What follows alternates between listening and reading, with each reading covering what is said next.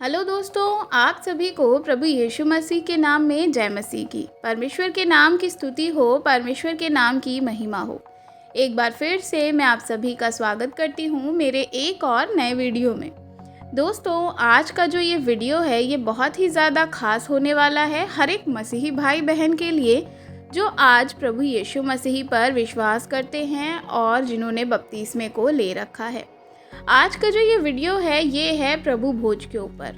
तो आज का वीडियो हर एक उस व्यक्ति के लिए इम्पोर्टेंट है जिसने आज बपतिस्मा ले रखा है या जिन्होंने अभी तक सोचा है कि वह बपतिस्मा लेंगे या लेने वाले हैं। तो इस वीडियो को ज़रूर से देखिए। जब हम पढ़ते हैं बाइबल की पुस्तक से प्रभु के विषय में कुछ महत्वपूर्ण बातें जो कि आज मैं आपके लिए लेकर के आई हूँ, जो कि हम बाइबल में पढ़ सकते हैं। तो जब हम पढ़ते हैं बाइबल में तो वहाँ पर कुछ ऐसी चीज़ें बताई हुई हैं जो हर एक को जानना बहुत ही ज़्यादा ज़रूरी है, जो कि है प्रभु के जो अंतिम समय में जब प्रभु ने फसह किया था, फसह का पर्व मनाया था, अंतिम दिन में अपने चेलों के साथ बैठ करके लिया था और उनके विषय में प्रभु ने उन्हें ये समझाया था।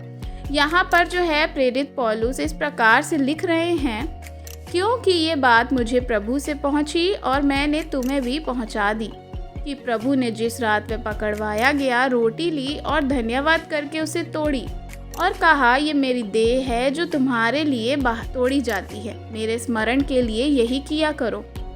फिर इसी रीति से उसने बियारी के पीछे कटोरा भी लिया, अर्थात बियारी खाने के पश्चात उन्होंने क्या किया, कटोरा भी लिया और कहा, कटोरा ये मेरे लहू में नई वाचा है, जब कभी तुम पियो तो मेरे स्मरण के लिए यही किया करो। और तब उसने उस कलीसिया को यह भी लिखा, क्योंकि जब कभी तुम ये रोटी खाते और इस कटोरे में से पीते हो तो प्रभु की मृत्यु को जब तक वे ना आए प्रचार करते हो। तो यहाँ पर हम इस चीज़ का अध्ययन करने वाले हैं कि इसका अर्थ क्या है। रोटी और लहू कटोरा, जो लहू का जो कटोरा है, बहुत से लोगों के मन में ये सवाल होता होगा कि हम जो विश्वासी जन हैं क्या खाते हैं या क्या पीते हैं। मेरे प्रियो, रोटी को प्रभु अपनी देह के रूप में बताते हैं जो हमारे पापों के लिए, हमारे गुनाहों के लिए तोड़ी गई थी। इसलिए प्रभु ने रोटी तोड़ी और क्या किया कि कहा अपने चेलों को कि ये मेरी देह है जो तुम्हारे लिए तोड़ी जाती है। और जो कटोरा प्रभु ने लिया वह दाखरस था, जिसकी उपमा प्रभु ने अपने लहू से करी, ये कि ये मेरा लहू है जो तुम्हारे लिए बहाया जाता है। तो प्रभु ने क्या कहा कि मेरे स्मरण के लिए तुम यही किया करो, मेरे मन के लिए। जब जब तक प्रभु यीशु मसीह इस दुनिया में दोबारा से वापस नहीं आ जाते हैं तो उनके स्मरण में हम लोग जो प्रभु पर विश्वास करते हैं, जिन्होंने बपतिस्मा लिया है, वह इस चीज़ को करते हैं, यानी कि रोटी और दाखरस को लेते हैं। दाखरस कोई बहुत सारे लोग सोचते हैं कि ये वाइन है या ये शराब है। जी नहीं, दाखरस एक नॉर्मल अंगूर का रस होता है जो कि हम लोग प्रभु भोज के दौरान लेते हैं। ये किसी भी प्रकार की वाइन या कोई शराब या ऐसा कुछ नहीं होता है। ये एक नॉर्मल अंगूर का रस होता है जो कि हम प्रभु यीशु मसीह के स्मरण के लिए इस चीज़ को करते हैं। प्रभु यीशु मसीह ने ये इसलिए उस टाइम पे करा था, फसह के पर्व को, जब वह अंतिम जो रात थी, जो वो क्या करने वाले थे, पकड़वाए जाने वाले थे। तो उन्होंने ये फसह का पर्व मनाया था अपने चेलों के साथ और इस प्रकार से कहा था कि उनकी मृत्यु के बाद उनके स्मरण के लिए हम भी इस चीज़ को करें जब तक उनका दूसरा आगमन ना हो जाए। तो मेरे प्रियो, ये कोई प्रसाद नहीं है, कोई खाने की नॉर्मल चीज़ नहीं है। ये पवित्र मेज है, पवित्र भोज है, जो प्रभु का भोज है, जो हमें दिया गया बलिदान के रूप में, ताकि हम हमेशा स्मरण रखें इसके विषय में कि हमें क्या सिखाया जाता है, जिससे हम प्रभु के बलिदान को याद रखें अपने मन में, किस प्रकार से हमें हमारे अपराधों के से दूर रहना है, या हमें अपने अपराधों के लिए माफ़ी मांगनी है, या हमारे अपराधों के लिए परमेश्वर प्रभु यीशु मसीह ने क्या कुछ सहा, हम इसको याद करते हैं कि हमारे ही अपराधों के कारण उनकी देह को तोड़ा गया और हमारे ही पापों के कारण उनका लहू बहाया गया। जैसे प्रभु यीशु मसीह ने कहा कि मेरे कटोरा में से जो लहू है ये नई वाचा का है। क्या है, उसने ये नहीं बोला कि ये जो है मेरा लहू जो है वह जो है पुरानी वाचा है, या ऐसा उसने उसमें लिखा कि ये नई वाचा है। तो यहाँ पर पुराने नियम की व्यवस्था में जब हम पढ़ते हैं मूसा की पुस्तक में, तो मूसा के समय में जो है पापों की क्षमा के लिए क्या करते थे, वो लोग बलि चढ़ाते थे, यानी कि कोई मेमना लेके आते थे या कुछ ऐसा जो शुद्ध पक्षी या पशु होता था जो दोष बलि के लिए चढ़ाते थे, पाप बलि के लिए चढ़ाते थे। ऐसे बहुत सारे जो है बलियाँ चढ़ाई जाती थी। तो इसलिए क्या था, ये पुराने नियम में इस प्रकार से होता था। लेकिन नए नियम के पश्चात क्या हुआ कि ये बलिदान जो है प्रभु यीशु मसीह खुद एक मेमने के तौर पर हमारे लिए, इस पूरे जगत के लिए बलिदान हो गए। तो ये नई वाचा का लहू हो गया कि अब इसके बाद कोई भी बलिदान बाकी नहीं है, क्योंकि यीशु मसीह खुद मेमने के रूप में हमारे लिए बलिदान हो गए। तो नए नियम ये बलिदान के पश्चात ही जो है, यीशु के लहू बहाने के पश्चात ही बताता है। उस पर विश्वास करने से हमारे पाप क्षमा हो जाते हैं। अब कोई जो है हमें मेमना बलि करने की ज़रूरत नहीं है, क्योंकि परमेश्वर ने खुद अपने पुत्र प्रभु यीशु मसीह को हमारे पापों के लिए एक ही बलिदान कर दिया और अपना लहू बहाकर हमारे पापों को धो दिया। अब हमें ज़रूरत नहीं है पुराने नियम के अकॉर्डिंग जो है बार बार किसी जानवर या किसी और की बलि देने की। तो ये हमारे लिए नई वाचा है, जिसमें हमें स्मरण रखने के लिए प्रभु ने हमें कहा। और इसी की उपमा में हम आज ये क्या करते हैं, इस रोटी से खाते हैं और इस कटोरे में से पीते हैं, ताकि उसकी मृत्यु को याद कर सके जो उसने जगत में रह करके हमारे पापों के लिए सही थी। और उसका हम प्रचार करते हैं कि जब तक वे दोबारा वापस ना आ जाएं, तो हम तब तक उनके स्मरण के लिए यही चीज़ को करते हैं। क्योंकि प्रभु के वचन में कहा है कि मैं तुमसे सच सच कहता हूँ कि जब तक प्रभु का, मनुष्य के पुत्र का आना ना हो, तब तक तुम क्या करो, इसको खाओ और उस लहू को वे क्या करेंगे, स्मरण के लिए हम लोग इस चीज़ को लें। लेकिन यीशु मसीह यहाँ कहते हैं कि जब तक मनुष्य के पुत्र का आना, यानी यीशु मसीह का आना ना होगा, तब तक वे क्या होंगे। जो उन्होंने अंतिम भोज किया था, तो उन्होंने कहा था जब तक मैं वापस ना आ जाऊँ, तब तक क्या करेंगे, वे इसमें से ना खाएंगे और ना उसका लहू पिएंगे, यानी कि वे इस फसह के पर्व को नहीं मनाएंगे। लेकिन हमें ये आज्ञा दी कि हम क्या करें, स्मरण के लिए इस चीज़ को करें। तो इस प्रकार से बोला गया। तो आगे लिखा है, तो तुम क्या करोगे, परमेश्वर यीशु मसीह की उस मृत्यु का प्रचार करते हो, इसको स्मरण करके। तो इसी पश्चात जो है कि हम क्या करते हैं, प्रभु भोज को मनाते हैं या फसह के पर्व को मनाते हैं। तो इस प्रकार से बाइबल हमें बताती है कि जो ये प्रभु यीशु मसीह, जो हम रोटी तोड़ते हैं, ये प्रभु यीशु मसीह के मांस के रूप में है, और जो हम दाखरस लेते हैं, ये उनके लहू को स्मरण दिलाता है। अर्थात उनका मांस और लहू उनकी देह में हमारे लिए एक होने के विषय में प्रभु हमें यहाँ सिखाते हैं।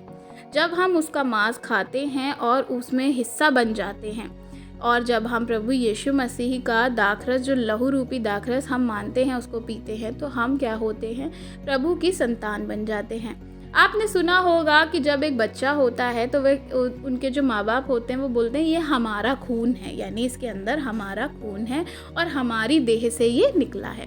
इसी प्रकार से जब हम इस प्रभु भोज में शामिल होते हैं, तो हम क्या करते हैं, प्रभु यीशु मसीह के बेटे और बेटियां बन जाते हैं।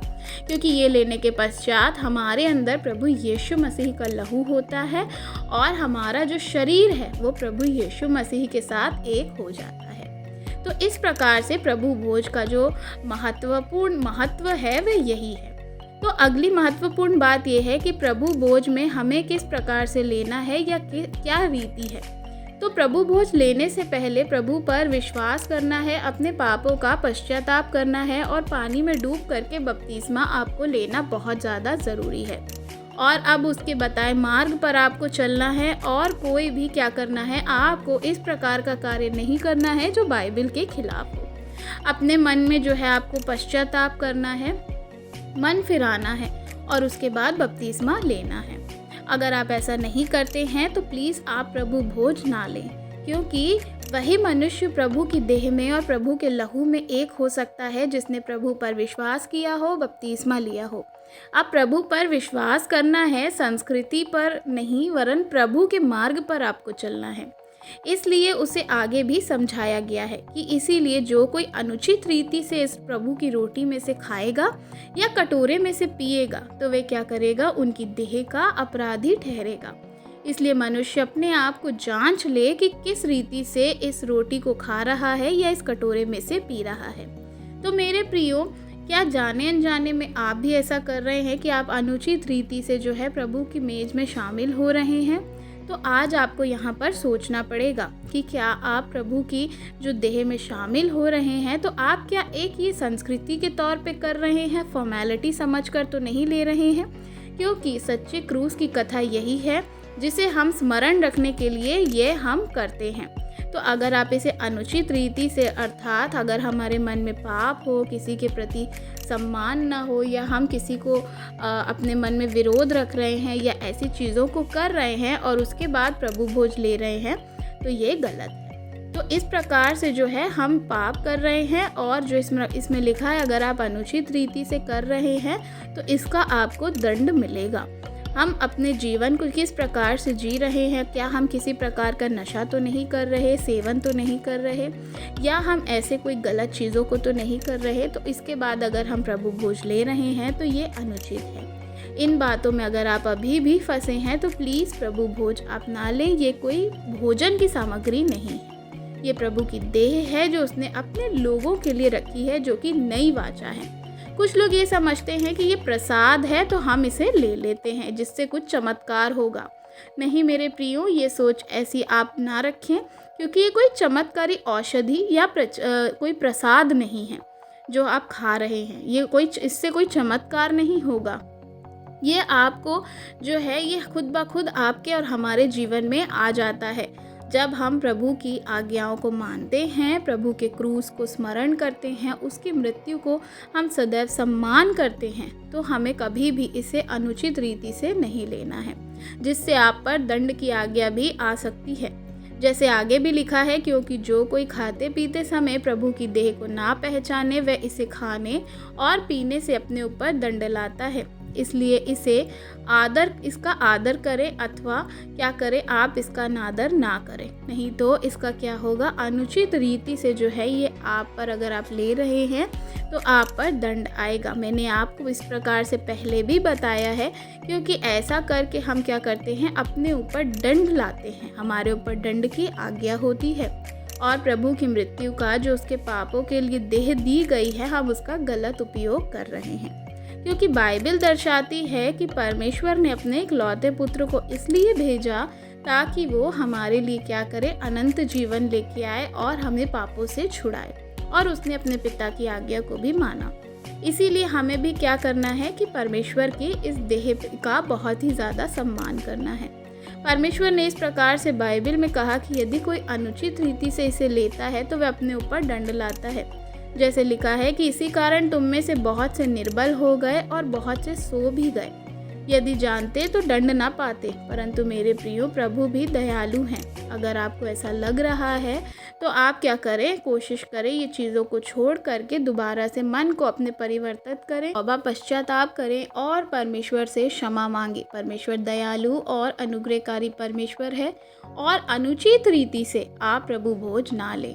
बहुत सारे लोगों का ये सवाल होता है कि क्या हम प्रभु भोज जो है वे घर पे ले सकते हैं या सिर्फ चर्च में ही ले सकते हैं। देखिए, अगर आप इन सारी चीज़ों को फॉलो कर रहे हैं तो आप कहीं पे भी प्रभु भोज ले सकते हैं।